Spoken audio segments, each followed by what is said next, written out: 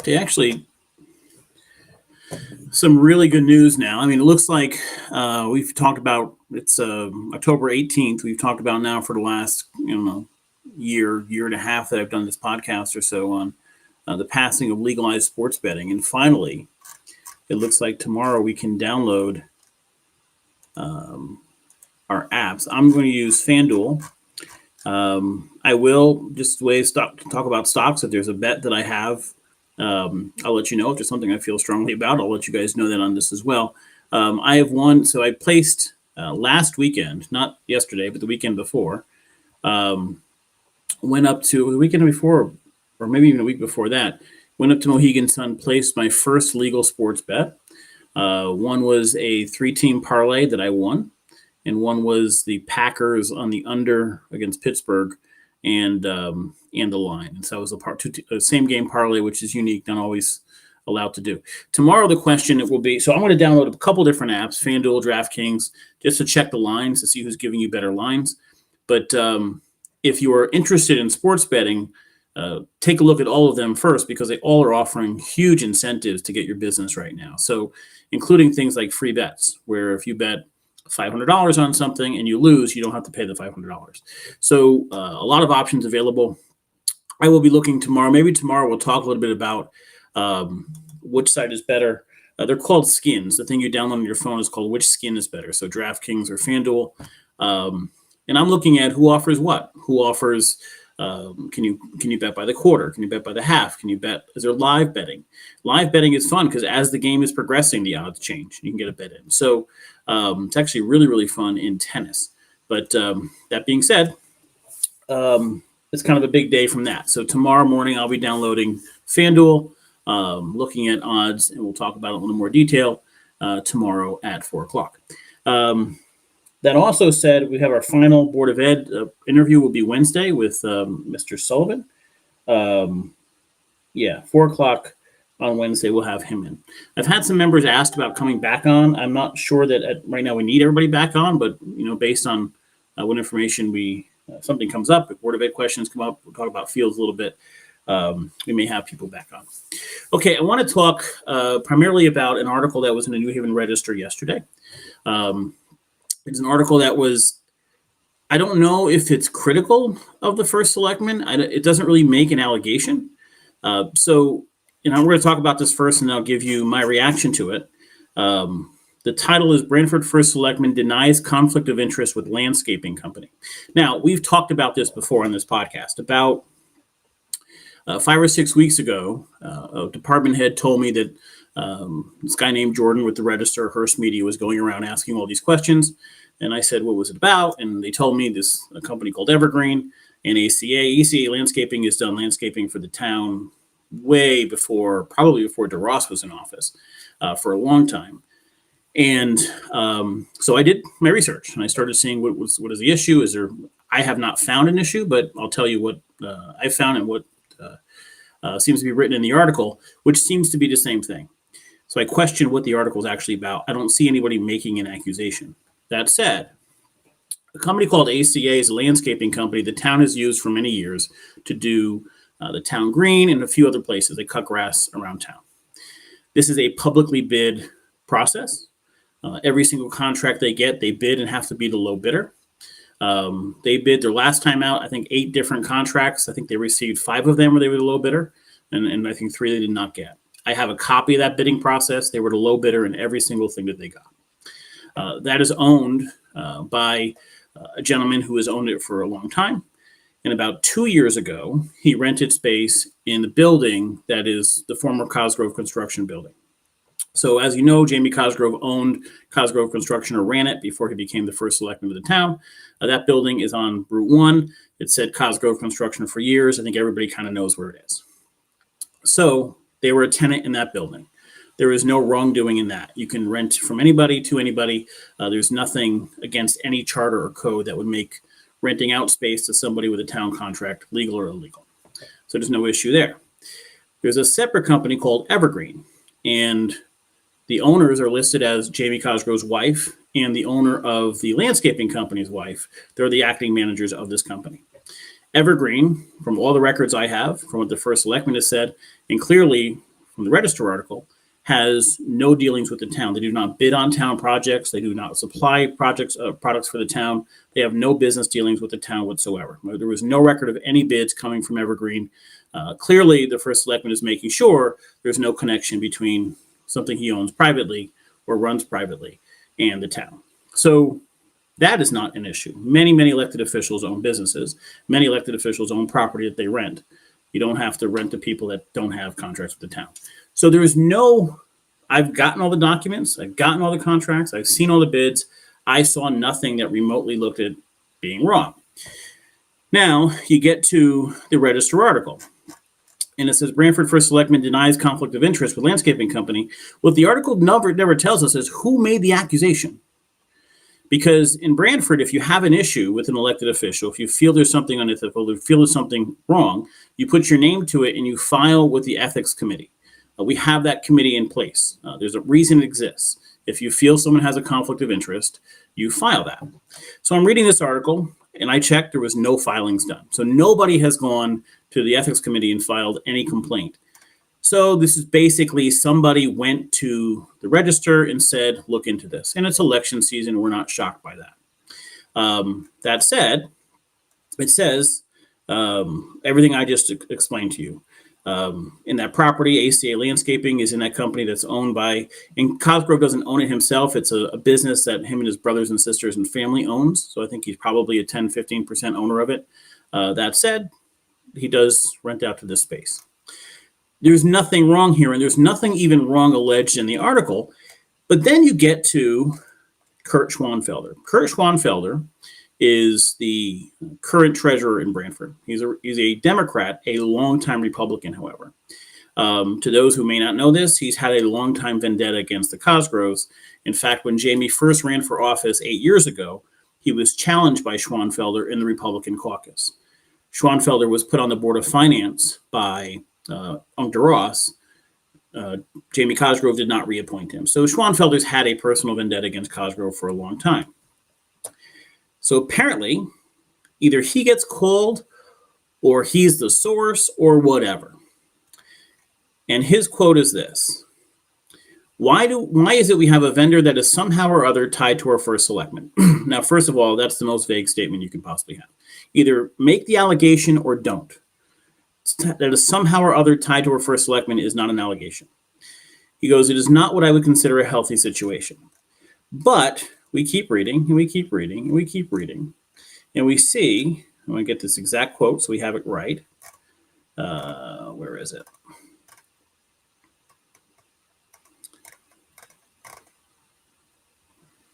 He goes, okay, Kurt Schwanfelder, who served for 36 years on the RTM and who's running for treasurer, said he began looking at the relationship between ACA Landscaping and the first selectman on October of 2020. It is now October 18th. So for 1 year, the treasurer in the town, Kurt Schwanfelder, has been looking into this. Okay, that's fine. The problem with that is the people who sign checks in town are two members of the Board of Selectmen, the finance director, and the treasurer. Finance director is Jim Finch. The two members of the Board of Selectmen is Jamie Cosgrove and Ray Dunbar. And the treasurer is Kurt Schwanfelder. In the year that Kurt Schwanfelder claims to have been looking into this, he has authorized checks to ACA. And he has never filed an ethics complaint. So forgive me for being skeptical. But when a political adversary of the first selectman goes to the press, despite having never filed an ethics complaint, and continuing to pay that contractor despite having concerns. And that article comes out 3 weeks before an election. Call us all stupid. We're all morons. And so two people, Kurt Schwanfelder and Ray Dunbar, signed off on payments to the landscaping company that suddenly we have this unbelievable ethical complaint after Mr. Schwanfelder admits looking into it for a year. Because there's nothing there. I looked at it. I see nothing that remotely has a complaint on it. The article has nobody that actually makes a complaint. Schwanfelder is speaking in some foreign tongue here of what possibly in a relationship. There's nothing preventing an elected official from owning a building. There's nothing preventing an elected official from having tenants. Kurt Schwanfelder owns buildings. He has tenants. He doesn't have to tell those tenants they can't work for the town. There's nothing on the charter that would prevent that. And the business that Cosgrove is related to, Evergreen, doesn't work for the town. So there's no issues here. It's election season. We get it. It's garbage. But Schwanfelder, forgive my language here, but grow a pair. If you actually have an ethical complaint, file it. You don't have one. I know you don't because I've already seen the documentation. But file it. And this isn't spin. This is normal stuff. The Cosgroves have businesses. They own property. We know that. This isn't a surprise. The building said Cosgrove Construction forever. The building now has tenants because he shut down Cosgrove Construction because he got another job. He was elected first selectman. Not a surprise. So this whole thing, the article is tough to, you're going through it, and I keep saying, who's accusing? Who's accusing? The headline is, Brantford first selectman denies. Who's making the accusation? Is it the newspaper? And what is the accusation? What is the charge? I can't find one. In fact, you go down to Alex Paluzzi, and these contracts are awarded by the Parks and Rec Department, so there's no record of Jamie Cosgrove voting to ever give ACA a contract whatsoever. So even more so, a separate. But if you go to the job that the owner has, Vincent Cacase, who owns ACA Landscaping, I'm going to read you the quote directly from Alex Paluzzi. He goes, Brantford Director of Recreation Alex Paluzzi confirmed that ACA was awarded the contracts as a result of a public bidding process before Cosgrove became first selectman in 2013. Well, I think he meant starting before that time. There's been more bidding processes since then, but it started well before that. Here's his quote.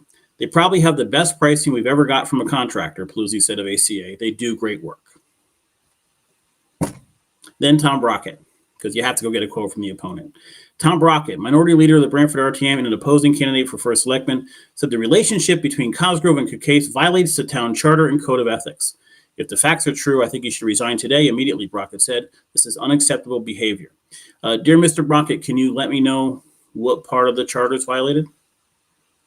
Do you have any idea what you're talking about? Do you know what rule? Are you making an accusation? Do you have any evidence to support anything? He said it violates the town charter. You have now publicly made a declaration that this, which the register found no evidence of, violates the town charter. Not if, not possibly. Now put your name on an ethics complaint and file it. It won't go anywhere because it's a nonsense complaint. But it's amazing how a treasurer and an RTM member who are seeking office can't put their name on an actual complaint and file an actual complaint. File it. I have the documents. I've seen them all. I've seen the bid documents. I know they're the low bidder. I know Cosgrove has nothing to do with ACA. They rent property. They rent a storage space for their business. That's all they do. There's nothing against the charter for that. It will take you 30 seconds to realize there's nothing in the charter against that. A business Cosgrove is a part owner in, or his wife is, it's the same thing, doesn't do work for the town, doesn't provide supplies for the town, doesn't bid on town projects. There's nothing wrong with that. You can mash all this together and talk about somebody knew somebody and shook hands with somebody, whatever the hell you want to do. But the fact is there is no connection whatsoever to anything that would be against the charter. Cosgrove does not have a financial benefit from his position. Period. Doesn't exist. So now we have Mr. Brockett publicly making an accusation. Tom Brockett, minority leader of the Brantford RTM and an opposing candidate for first selectman, said the relationship between Cosgrove and Cacase violates the town charter and code of ethics. All right, Mr. Brockett, your move. Prove it. I know the charter. I've checked the charter. There's nothing in the charter this violates. But now you've made an accusation. You made it publicly. So either it's slander or you have some serious explanation to do. And you have to show what part of the charter it violates. Schwanfelder is just a baby, right? He couldn't make the accusation himself because he knows there's nothing to the accusation. Brockett now has made a public accusation against an elected official in town, alleging impropriety, making a clear statement it's against the town charter and code of ethics. You show me, Mr. Brockett. Prove it. Put your name on a complaint, not in the paper, and prove it. So far, Mr. Brock has had a rough election. There's no question about it.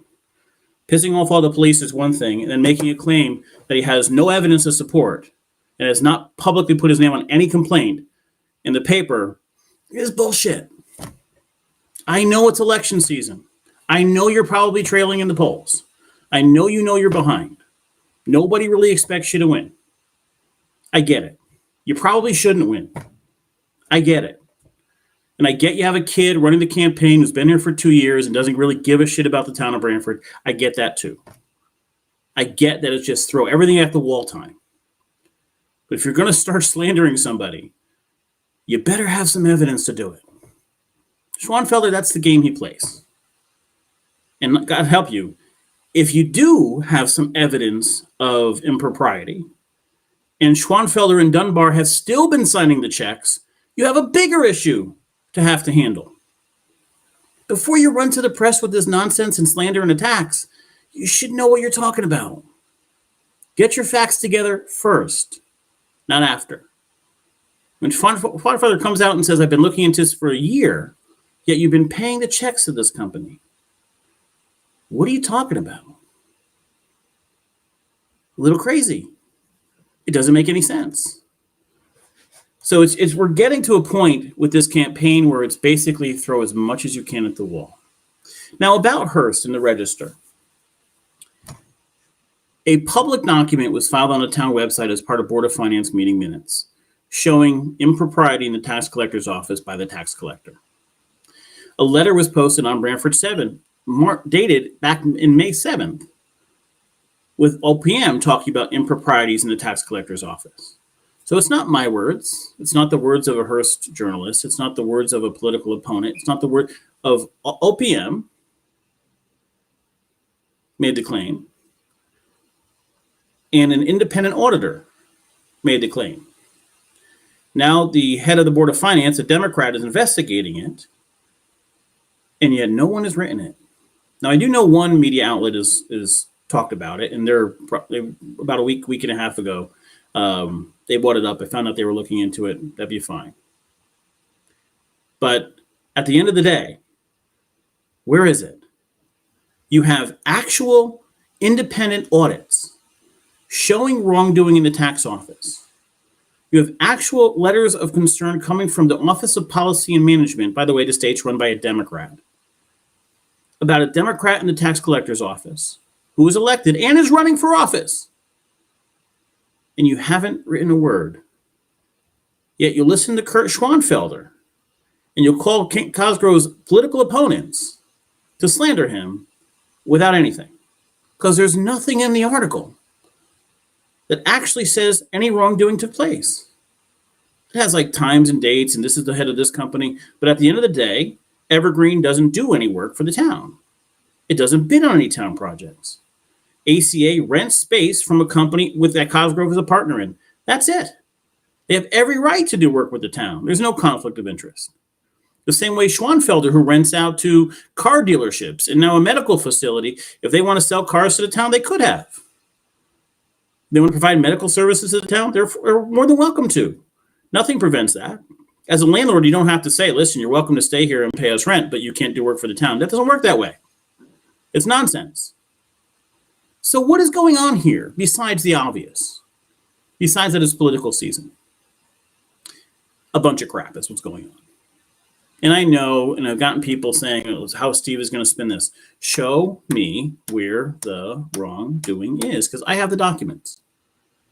I went and requested the bid documents, copies of who bid on what. And every contract ACA got, they were the low bidder.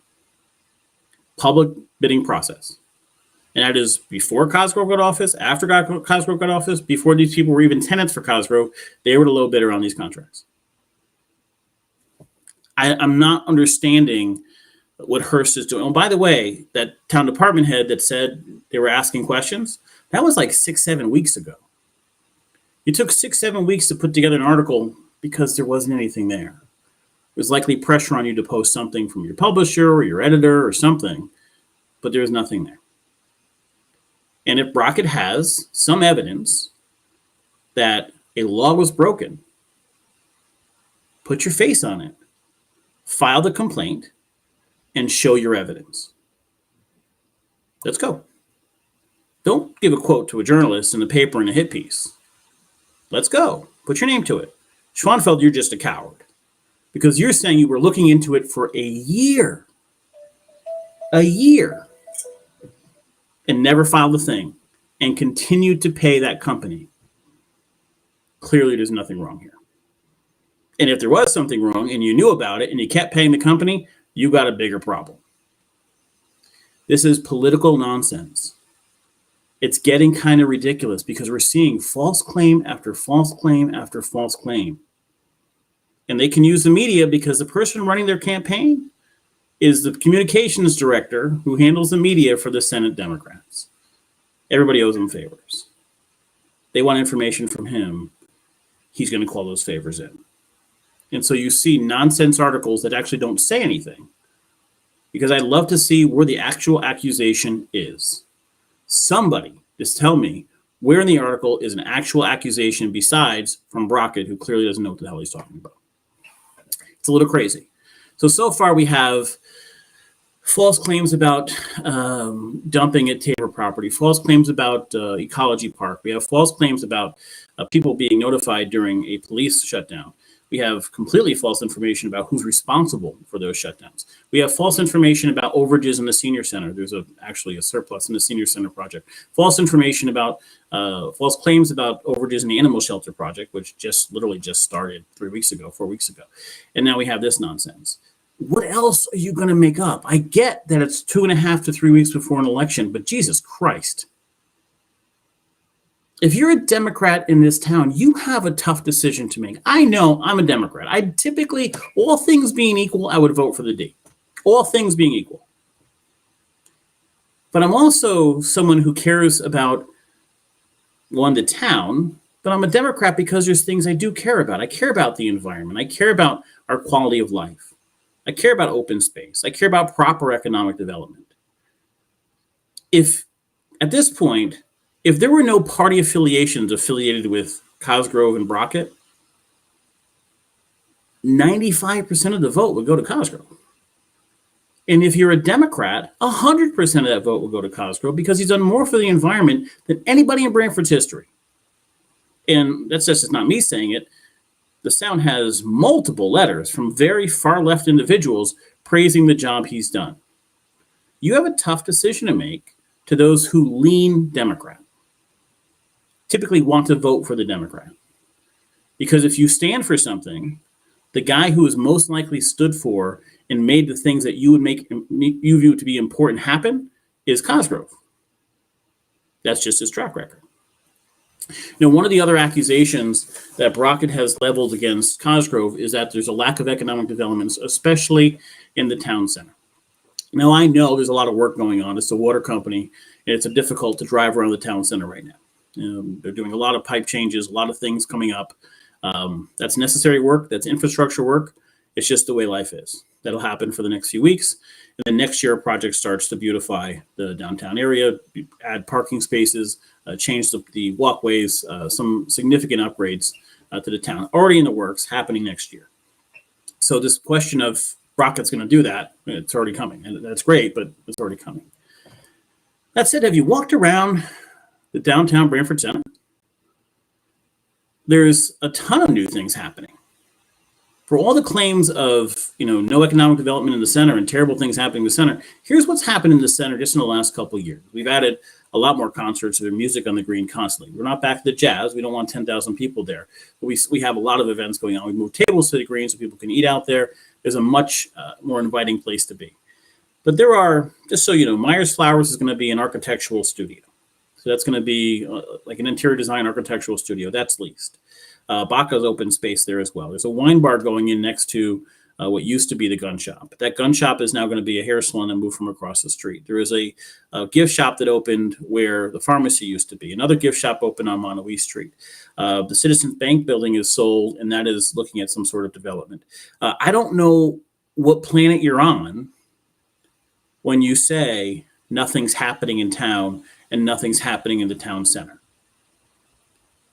Because a ton of stuff is happening in the town. and a ton of stuff is happening in the town center. I love the best one for me is we've had a 12% tax increase over the last 8 years.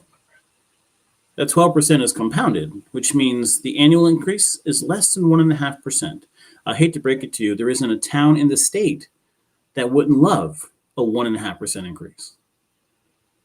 And to still get all the infrastructure we got done is an amazing feat. And it's been bipartisan. Cosgrove's a Republican. I don't know what Jim Finch is. He definitely leans left. Joe Mooney, the head of the Board of Finance, is a Democrat. And they work together. Everything Cosgrove has put forward has passed the Board of Finance unanimously. 3 Democrats, 3 Republicans on it. So you do have a tough decision if you're a Democrat in town. If you're like me saying, I kind of lean toward the D, all things being equal, what do you do when all things aren't equal? What do you do when all things aren't close? And what do you do when you have Brockett making accusations without evidence and Schwanfelder making accusations without evidence? What do you do when you have somebody that ran against Cosgrove and clearly hates Cosgrove, has made him an enemy, and puts false information or misleading information into the press? What do you do when the person running that party has control of the press? At what point do you say, enough, I want to do what's best for the town, I'm going to vote for the right guy, regardless of political affiliation? That's a question I had to answer myself. That's a question a lot of other Democrats have to answer too. Republicans are obviously voting Cosgrove. Unaffiliated, so they're probably going to go to Cosgrove 70-30, maybe 65-35. I'm guessing 70-30. It's the Democrats who have a question. Does a town come first, or does loyalty to a team come first? I hope you say it's the town. And we'll talk in far more detail about some of the claims that Brockett has made and what's happening going forward. We will talk a little bit about Fields as well. So yesterday or the day before, something like over the weekend, Cosgrove announced that he's going to do a committee to look into Fields. Now, the response from some was, "Oh my God, 2 weeks before an election, you're putting this out there. It's too much too soon." First of all, discussion of Fields is not new. When Walsh was being done, there was a significant discussion of Fields. And the question was, what do you put next to Walsh? So the fields that were there at the time were going to be used as staging areas for the construction. They would be damaged, obviously. And the question was, do we include Fields as part of the project or not? Well, the state does not reimburse Fields as part of the project. And the plan for the project was to maximize your state reimbursement dollars. So it was decided to hold that off. And the reason it's held off is, the real question is, do you do a second field like at the high school? Do you do that second all-purpose field? Because once you decide if you do that and where that goes, there's a snowball effect that happens, or the dice or whatever called, the dominoes fall after that. So then you can decide what you need beyond that. So the question is now, do you put an all-purpose field like the high school next to Walsh? And that's the question. So was the discussion always happening? Yes. The new thing is this committee. And the committee is kind of a big deal for not just the town, but also the Board of Education, because the Board of Ed has not always been all that helpful. And Hamlet has not been all that helpful in having these discussions. There's some back and forth on who uses what fields from the town to the Board of Ed. And Hamlet's been a little less than forthcoming with working with them, scheduling them, making those things happen. So the town's saying, okay, we're not going to rely on the Board of Ed anymore. We're going to form this committee, and we're going to look at needs and move forward as a town as opposed to just the Board of Ed, is a significant move. It's not a small thing. It's not a new conversation. It's a move saying, we're going to take this now.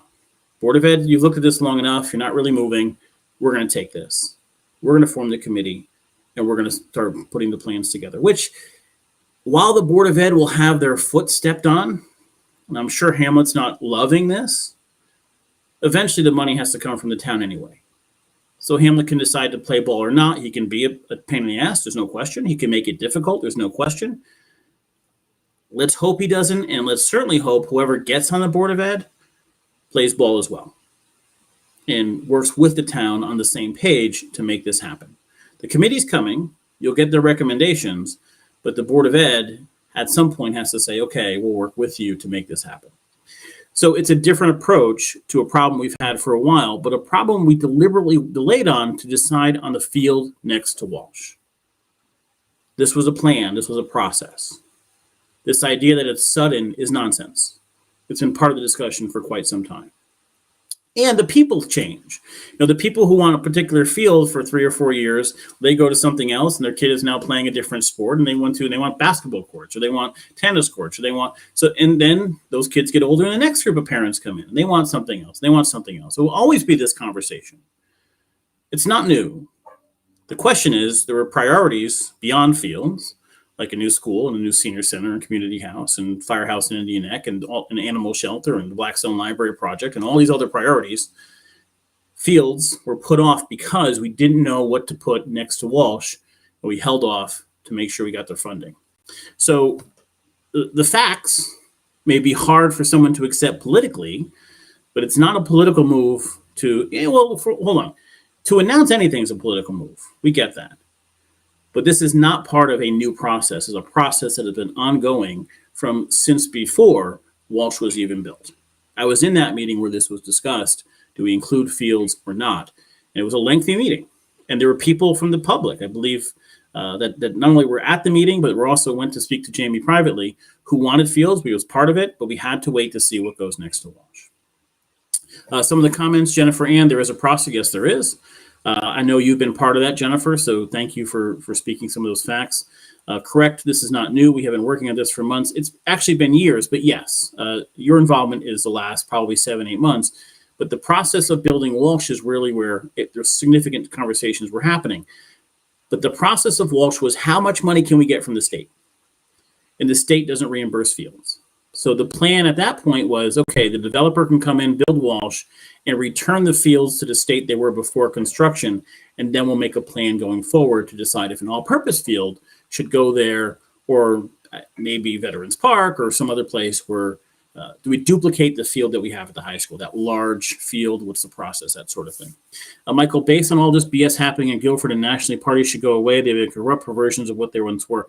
Remember, the job of a political party isn't to do what's best for you. The job of a political party is to win. The people behind a political party are paid career individuals. All they care about is their career. There are people who are ideological people who care about whatever, abortion rights or the environment or whatever, and those may be paid by special interest groups, but the political parties are run by people, the DTC, the RTC, campaign managers, or these data people. That's why political science is a career. Political science is a degree to get, because people make a lot of money moving up the career ladder. It would be a massive boost to the kid, Kevin Coughlin, who's running the Democratic campaign to knock off Cosgrove. It would be massive. Would it be the best thing for Brantford? No. He doesn't give a shit about the best thing for Brantford. He cares about his career. And his political career would take a huge hit, a huge bump up if you can knock off a popular, successful first selectman who has done a good job for the town. Because there's a weird thing in politics where no matter how bad the campaign was, no matter how often you lied, if you win, all is forgotten. It's unfortunate. It requires us as voters to step up and fight against that. But that's what's happening in politics. Period. Stephanie, Hamlet and Prinz need to go. Brockett's article is eerily similar to Prinz, but obviously on a much smaller scale. Setting up parents to look like domestic terrorists is sick. Stephanie, I'm not entirely sure what you're referring to. Was it like calling the police? Which, by the way, I mean, they're having police at meetings and it's overreaction. One person got up and made a statement, and he was a little out of control, and he made a statement like, you'll be sorry or something like that. I don't take it as a personal threat, but, somebody may.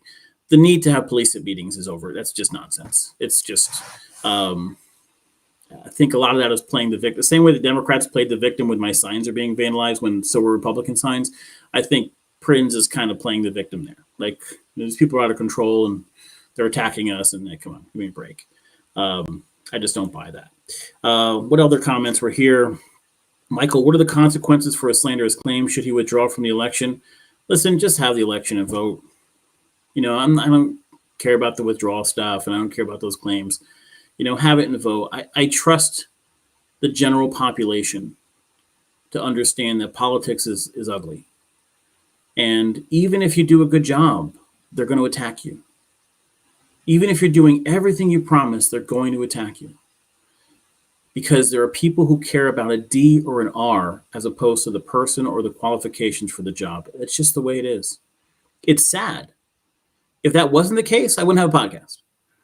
If people actually only cared about who's doing the best job, who's most qualified to do the best job, I wouldn't have a podcast. The right people would win all the time. And nobody would lie. But that's some dream world. In an election, people lie. And so I haven't seen Cosgrove lie. If I've seen him lie, I would talk to him about it. But I've seen far more coming from the Brockett camp, which makes sense. They're behind. There's no question about that. And if the Republican was far behind, they may be doing the same thing. I'm not by any means giving the Republican Party a pass. I'm saying you have a guy who does a good job, who in general is very non-political, who has moved projects forward that were stalled for a long time. The senior center was never done. I was in those meetings. I remember with Andy Campbell and Jamie Cosgrove and J.C. Wyatt. And seniors said, how come we can't get a senior center done? And everybody had their own. J.C. Wyatt wanted to redesign the whole town. Andy really didn't have an answer. Jamie didn't at that time either. But he said, we'll start a committee and we'll get this done. And he got it done. Walsh Intermediate School. Frank Carano ran a group. Teachers, parents, administrators were in this group, and they analyzed. And what we did was we had Board of Ed meetings at different schools so the public can see the condition of those schools. I remember walking through two schools, Branford Hills, which was a disaster. It was basically like water. It was just a disaster. I don't know how that stayed up as long as it did. The second school was Walsh, and you're walking through it, and you're like, holy God, there's no walls. There were teachers taking desks and bookshelves, putting them on top of each other to create walls to separate the classrooms. And I had heard there were no walls, but I always kind of thought like, come on, that's a little bit crazy. And then you walk in that school and you're like, Jesus Christ, are you kidding me? And so that was on the list. Nothing got done. Cosgrove got in office and it got done. Now, Andy Campbell wanted to do Sliney, in fairness. And the thought process, I think, from Cosgrove was to say, wait a minute, far more students are impacted by Walsh. And if you know anything about a real estate community in economic development, there was a significant complaint of people that were in Tisco or Sliney or Murphy once they went to Walsh. It was a drastically different learning experience. A lot of kids, some kids did fine, a lot of kids didn't. Even from an economic development standpoint, Walsh was the priority. Doesn't mean we don't have to address Sliney at some point. I love the idea that I've heard of expanding Murphy and Tisco and eliminating Sliney completely, but that might be something that's discussed, a couple of years down the road. We have a lot of projects that have just been done. But these projects stalled forever. DeRoss talked about getting solar farm on Ecology Park. Couldn't get it done. They tried to, couldn't get it done. And then somehow Cosgrove gets a solar farm on Tabor Drive and moves it there. Projects that stalled for years have gotten done the last 8 years. That's not an opinion. That's a fact. You can go back and find articles of the senior swap or trying to get a solar farm done or what the Board of Ed was looking at in their key committee meetings. I was there. They went from school to school to school. Every month, their Board of Ed meetings were at different schools. You got to see Tisco, and you got to see Murphy, and you got to see Branford Hills, and you got to see Walsh. You got to see the high school. These are real things. It's not made up. And I know Kevin Coughlin running the campaign has lived here 2 years, and I know Brockett wasn't involved in politics at all at the time, and I know most of the Democrats running are relatively new because a lot of those Democrats that were involved then are gone. I get that. But it doesn't mean what I'm telling you is any less true. These projects stalled and went nowhere. And Cosgrove got in office. That changed. If you're an environmental person, there are projects that never got off the ground. Cosgrove got in office. That changed. And you have Democrats writing letters praising the job the town has done on environmental issues and how Cosgrove has led those. This is made up. This happened. And then you have a letter in the Register which doesn't actually have an accusation. Cosgrove defended himself because the author came to him and said, listen, he goes, no, that's nothing against the charter there. There's nothing unethical there. I don't know what the accusation is.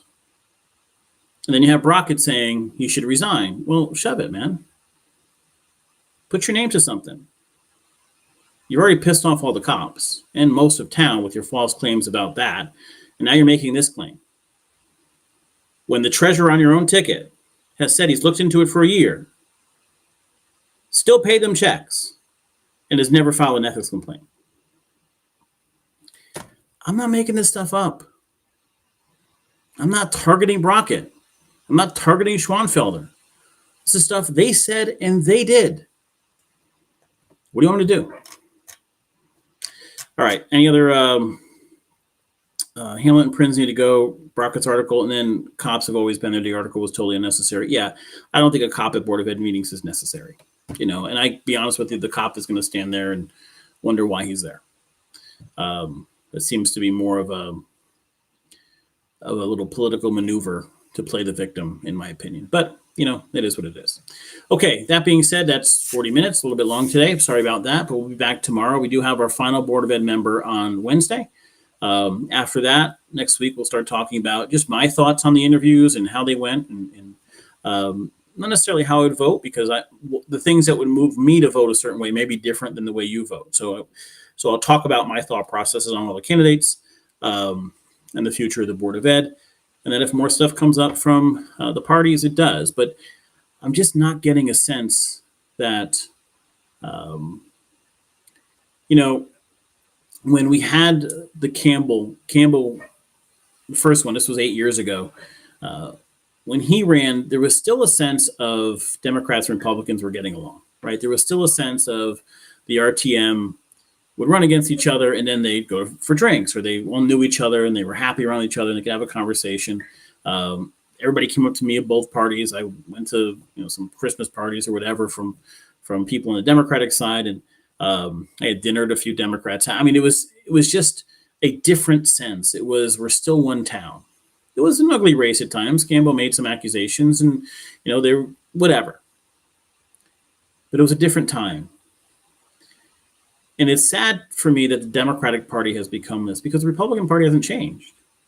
It's still Ingraham and Cosgrove and these long-term Branford families that you can see at the bar all the time. You can have a drink with, and they run picnics, and they do local stuff, and they're active in the community, and they help other people.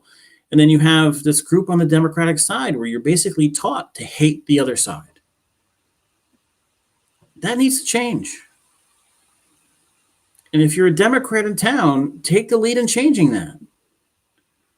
Vote for the right guy, but then talk to other people, understand their views. And 99% of the stuff that's handled on a local level has nothing to do with your political ideology. Has nothing at all to do with it. So why would you go party line? That's my rant for the day. I hope everybody has a great night. We'll be back tomorrow at 4 o'clock. As there's questions or comments or something you want to tell me privately, please send it in. I'm glad to take a look. Until then, I will see you tomorrow at 4 o'clock. Have a